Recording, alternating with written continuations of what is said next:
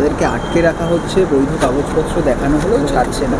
ফলে এই যে বাঙালিদের ভিন রাজ্যে আটকে রাখা, এটাকে আপনারা কীভাবে দেখছেন? ইতিমধ্যে মুখ্যমন্ত্রী কাল পথে নামছে এ বিষয়ে। বাঙালিদের দেখলে শুধু আটকে রাখা হচ্ছে না, বাংলা ভাষায় কথা বললে তার উপর অত্যাচার চলছে।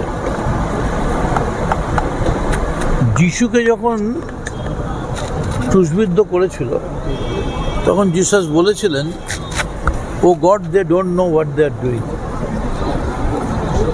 যারা করছে তারা ভারতবর্ষের ইতিহাস সংস্কৃতির সঙ্গে তারা কোনোদিন পরিচিত নয়। একই দেশের, একই ভাষার, একই অঙ্গরাজ্যের, একই কবির গান, দুটো দেশের জাতীয় সঙ্গীত। এখন আমরা যদি এ গান গাইতে যাই, মোদের গরব মোদের আশা, কি জাদু বাংলা গানে গান গেদার মাঝি টানে, পাঞ্জাব সিন্ধু গুজরাট মারাঠা। আসলে কি হয়েছে, যখন পতন হয়, পতনের সময় না একদম নৌকো ডুবুডুবু হয়ে যায়। এইটা হয়েছে এখন বিজেপি শাসিত রাজ্যগুলো বা বিজেপি মদতকারী রাজ্যগুলো। ওরা যে বাঙালিকে টর্চার করছে, সেই বাঙালি যখন দেশে পণ্ডিত জওহরলাল নেহরু রয়েছেন, মোহনদাস করমচাঁদ গান্ধী রয়েছেন, সেই সময় মহামতি গোখলে বলেছিলেন, what Bengal things today, India things tomorrow. এর বিরুদ্ধে রাস্তায় নামছেন বাংলার অগ্নিকন্যা মমতা বন্দ্যোপাধ্যায়। তবে আমি মনে করি বিজেপি একেবারে খাদের ধারে এসে গেছে।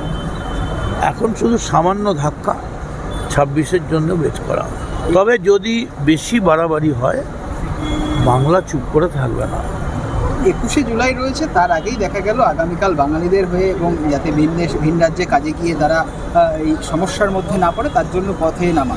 ফলে কি 2026-এর এই বাঙালিকে একজোট করাই কি মূল লক্ষ্য? বাঙালি তো একজোট থাকবেই, বাঙালি একজোট ছিলই। তবে একটা কথা বলি, এই যে বাঙালিদের ওপর অত্যাচার হচ্ছে, মানে বাংলায় কিন্তু অন্য কারোর ওপর অত্যাচার হচ্ছে না। কারণ বাংলা জানে, নানা ভাষা, নানা মত, নানা পরিধান, বিবিধের মাঝে দেখো মিলন মহান। আমরা এই সংস্কৃতির মধ্যে দিয়ে বড় হয়েছি। তার মানে এই নয় যে বাংলা প্রতিবাদ করতে জানে না।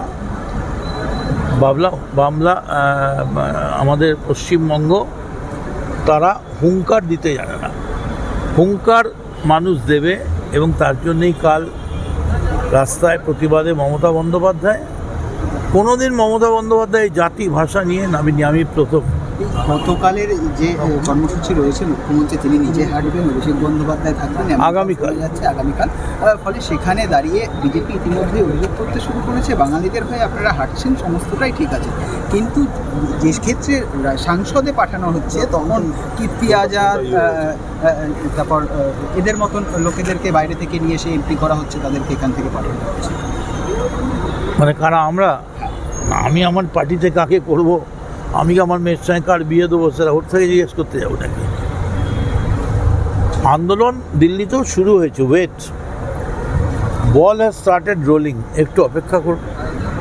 Thank you.